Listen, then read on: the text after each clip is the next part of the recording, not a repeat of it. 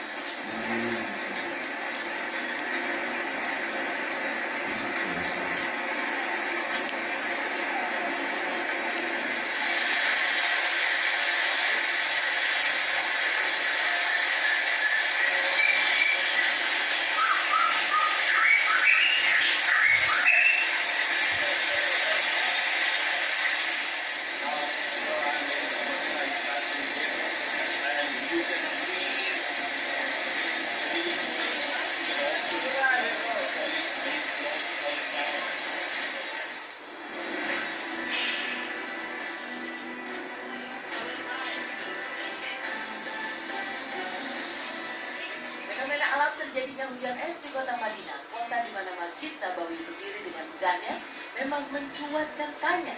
Ada apa sebenarnya yang sedang terjadi di Jazirah Arab yang dikenal sebagai daerah gersang dan padang pasir, kemudian dilanda fenomena alam yang tidak biasa? Apa kata ahli BMKG melihat fenomena alam yang baru-baru ini terjadi di Jazirah Arab?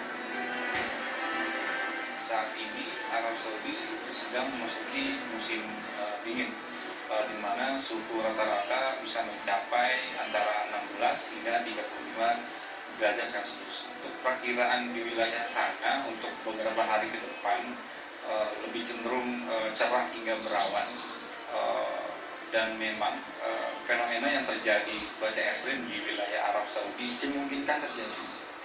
Dan secara klimatologis memang wilayah daerah sekitar Arab yang bagian timur laut maupun utara itu merupakan mendekati lintang menengah.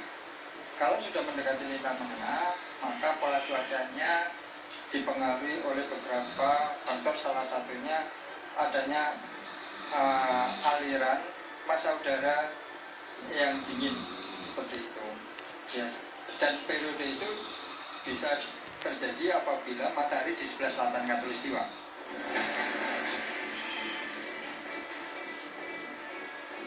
Efek hujan es batu yang langka sontak mengubah wilayah Madinah yang kering serta padang pasir menjadi putih seputih kapas. Di balik perubahan wajah sebagian kota Madinah yang memutih karena tertutup hujan es yang ekstrim itu juga menyebabkan kemacetan panjang di sejumlah ruas jalan di kota Madinah. Lantas bagaimana hujan es itu bisa terjadi? Dijelaskan dari kacamata ilmiah.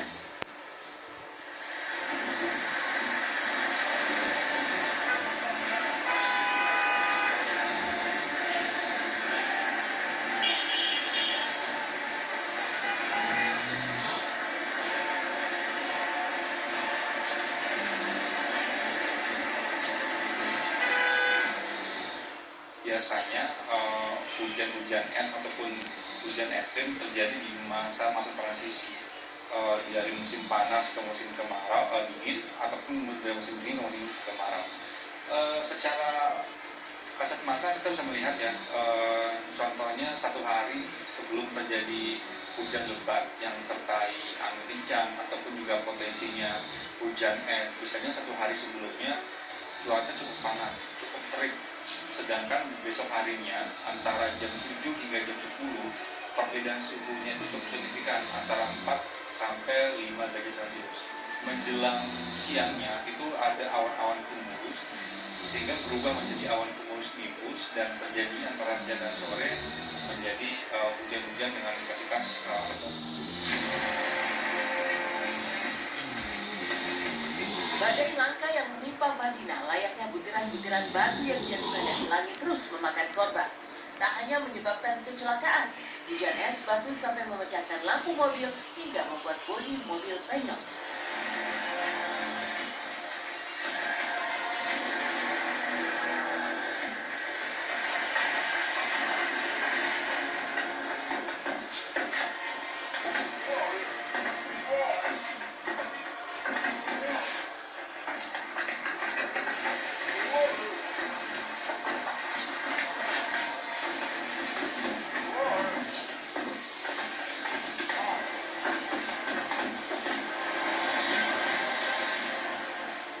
Hujan es yang melanda kota Madinah pada tanggal 24 Februari kemarin memang menjadi fenomena alam yang langka yang terjadi di kota Madinah yang menjadi salah satu kota suci yang menjadi destinasi umat muslim di seluruh dunia. Lalu seperti apa pula kondisi Masjid Nabawi saat terjadi hujan es?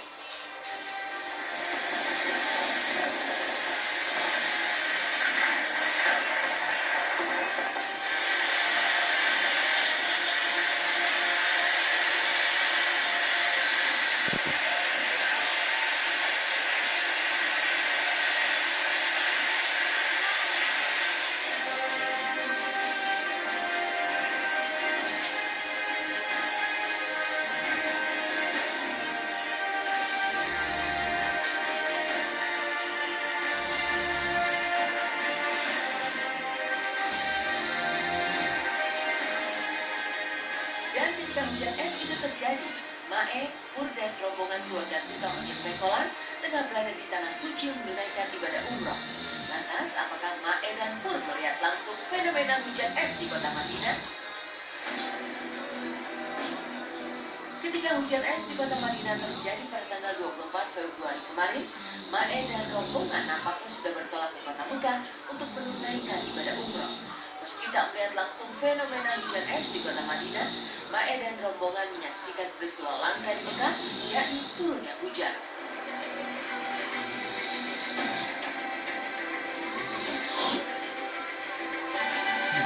Meski cuaca ekstrim terus melanda tanah suci, mulai dari hujan salju, banjir hingga yang terbaru hujan es yang melanda kota Madinah, Pur yang berada di tanah suci selama 11 hari justru merasa betah. Meski capek fisik, namun batin pun merasa bahagia dan tak merasakan letih. Pur yang baru pertama kali menginjakan kaki di tanah suci bahkan mengaku betah selama berada di Mekah dan Madinah. Kita 10 hari kan sama perjalanan 11 hari, 10 hari di sana itu sama sekali nggak merasakan keberatan, sama sekali nggak merasakan apa ya, capek secara fisik itu ya, capek secara fisik ya, bohong kalau saya bilang nggak capek gitu. Tapi secara batin itu nggak ada capek-capeknya sama sekali. Secara psikologi gitu nggak ada capek-capeknya sama sekali, malah bahagia, malah saya bilang saya betah gitu berada di sana gitu. Karena buat saya bahwa ketika saya berada di sana saya nggak berpikir tentang keduniaan gitu, karena ya sekarang gimana mau mikirin tentang dunia gitu, karena isinya cuma ibadah gitu, dan itu buat saya. Dari fenomena hujan es yang mengguyur kota Madinah, seperti apa kisah Agafia